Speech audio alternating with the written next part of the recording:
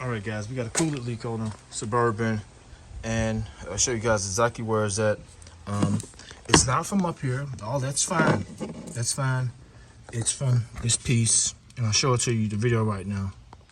Okay, guys, for the last couple mornings, I'm coming out to coolant right there. Look at that. That's antifreeze.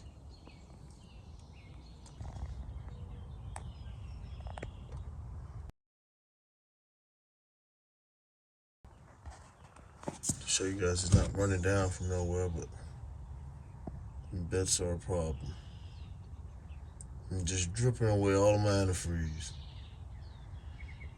It's that plastic wire adapter that's leaking, and you see it has those plastic clamps around it, and I'm just gonna cut those off somehow. But show you how quickly we're gonna do this.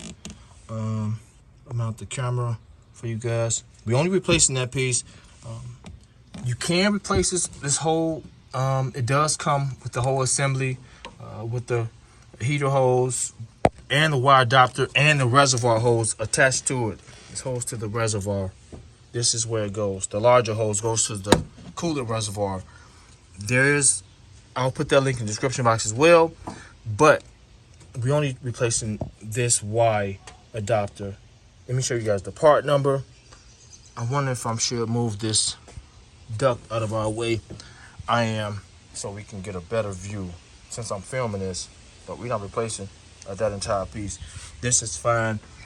Sometimes these are a pain to get off if you don't have the tools, but it's super easy for me. I've done quite a few of them, but I'm not replacing those. Those are fine. I'm just replacing this. Okay, the technical name for this piece is the coolant junction. It's called the coolant junction. It's part number here. It's a Dorman part.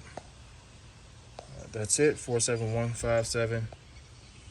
And we're gonna replace this. So let's get this out of our way really quick. Let's mount the camera and replace this. 8mm.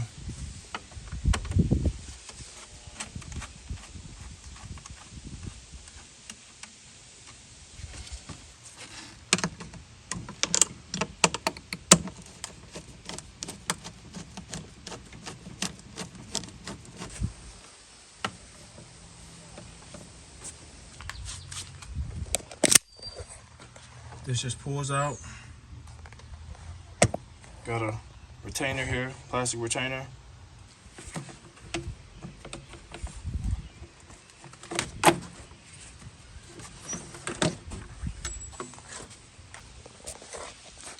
Now we got a better view of what's going on. It's right in our face. Everything's in our face. First thing I'm gonna do, let's pull it up some. So we'll remove this clamp. We're gonna leak some coolant, so let's get a pail underneath the vehicle. But we're gonna remove this clamp, and then we're gonna remove this clamp. That's it. We're gonna pull it up, and I'm gonna show you how we're gonna get those plastic clamps off. We got our pan. I'm gonna push under there. Channel locks. Probably I may be using those. I may not be using. You can use a flathead screwdriver. We may need a flathead screwdriver. May not.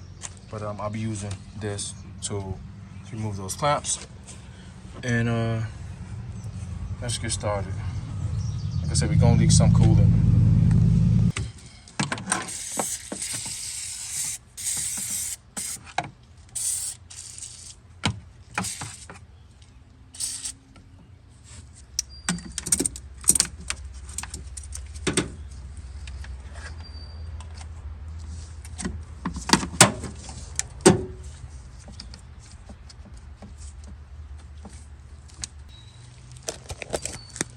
Quite sure many of you have seen this too. I've had this well over 10 years or more. It's slightly kind of broken, but it still works. The spring part, it doesn't spring back into place, but you guys can see it holds the clamp. You can move it how you want to move it. It's off. It's actually off there now. Takes them off super easy and holds them in place. And you just release it. I'm pressing that and just ease up off it.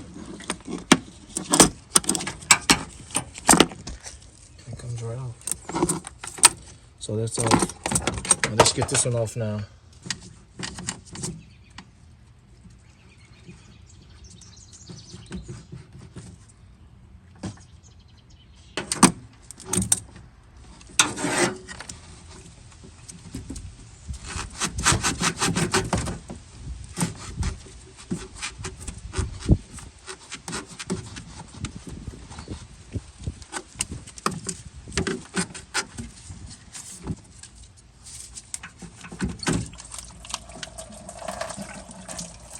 be leaking a little coolant. But what I use the pliers for is to just break the seal from this rubber hose being mated to this tube for so long. Just breaks it easily, even off the plastic. Just be careful not to crush it here. Just give it a slight turn back and forth, and it'll come off very easy, opposed to fighting with the hose once you remove the clamp. So we're just gonna bring this in our face. Remember, we're not gonna touch it right there, just right here in our face, and we're gonna cut all 3 of these off. I have this size hose, so I can just easily replace this hose if I wanted to, but we're not. We're just gonna use what's here already. And like I said, there's nothing wrong with this hose. So let me show you how we're gonna cut it really quick. Okay, guys, just a couple tools you can use to cut it, or you can just attach a blade to something and just start cutting right there, just to show you guys. Or some cutting pliers. This will probably get it without cutting the hose, or this small hacksaw, or I use this to cut a lot of PVC or a lot of CPVC. I've cut a ton of CPVC with this and some PVC, but just a small little hand hacksaw. You just can start something and just be careful to get them off. It'll take some time, but this method is the quickest and more precise to get this off without cutting into the holes. But let's cut them off. Just want to give you guys a couple different options. Of course, you may come up with another different method, just something quick off the top that I can share with you guys. But I want to finish this up and show you guys this is a really quick and fast change, opposed to fighting, replacing the entire thing, which is still super easy to me. You can replace. They sell the hoses. They sell this whole unit in one piece, and it's still a super easy and quick fix, and you will have new hoses. But this is just as easier, if not easier, than fighting to get that off and the heater core.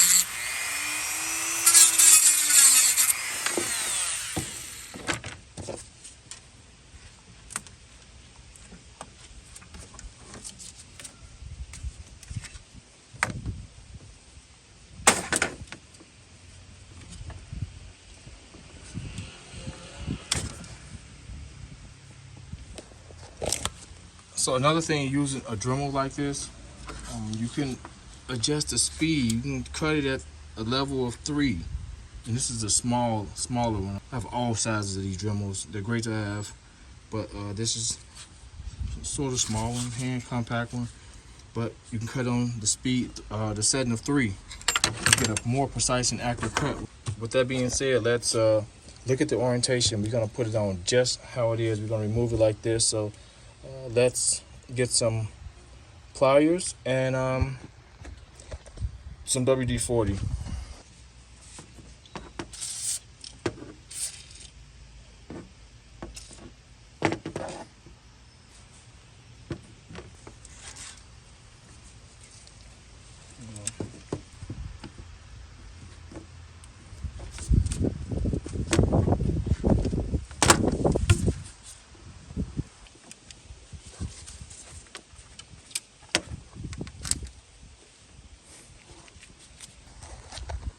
The plastic corroded out.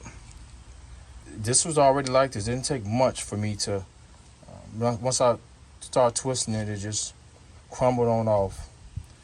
That coolant adapter just broke off, started crumbling pieces. So let me remove all this excess. It broke in every one of the hoses.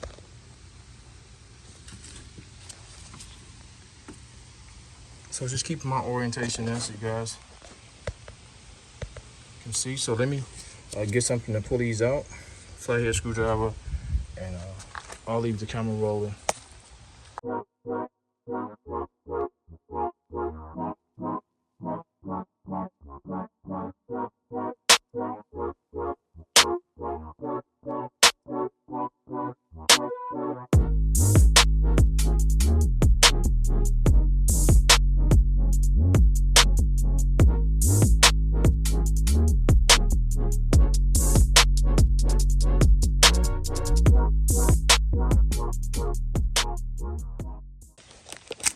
Okay guys, if we inspect the hose, they actually look really good. Nothing wrong with the hoses. Really good. All of them.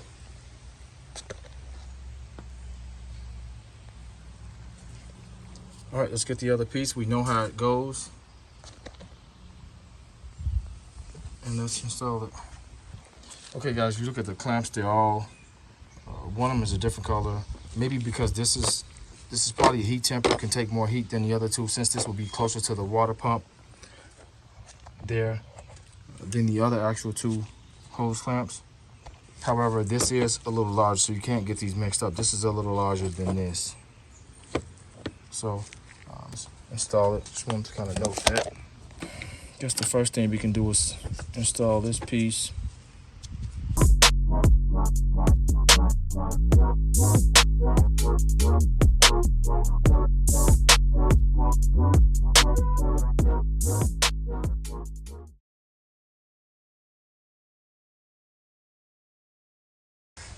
Okay guys, it's about 90 degrees and my camera burned up. My camera turned off from being so hot. But I want to note, make sure the hoses are pushed down to that lip. You guys can see, we're pushed down to the lip. Make sure the clamps are symmetrical or perfectly in place. We should be all good. I noticed when I removed the hose from the reservoir, the coolant reservoir, there was nothing in there because it leaks all out from here. It had been leaking out. So you don't have to worry about draining any coolant because it leaked all out from the reservoir. But the radiator is still filled. There isn't much coolant loss. We just have to top it off.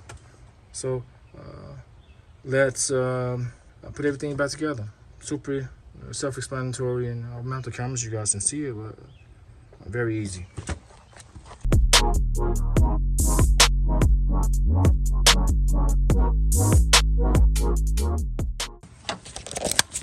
Okay, want to make sure the clamps back in the same position. Locked in place. Very simple fix, guys. Like I say, if you want to replace the entire unit, that hose and that coolant junction adapter, the Y adapter, they sell that as well. There's nothing wrong with these hoses, and we're not leaking up there. Everything's up there has been great, so I'm not going to worry about that right now. This was something to stop the leak, to prevent engine damage, because if you continuously leak and you run this thing hot, you're gonna blow a head gasket. So that's put the air duct back in place, and let's fill this thing with some coolant.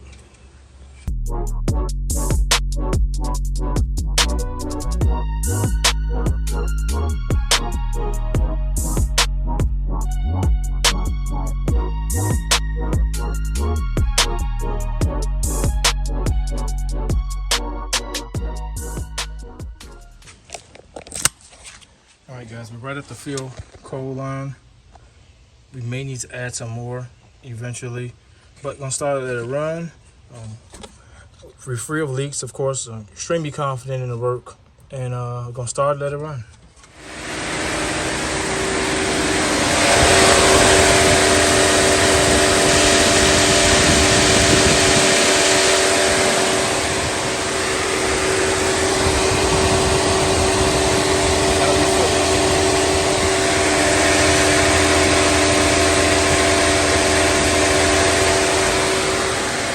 A little bit more. I gotta add a little bit more coolant.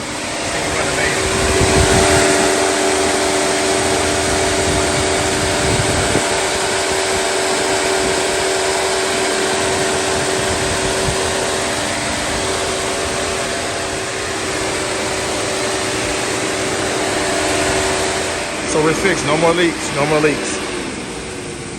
No more leaks, guys. I have many extremely detailed videos on this vehicle, guys.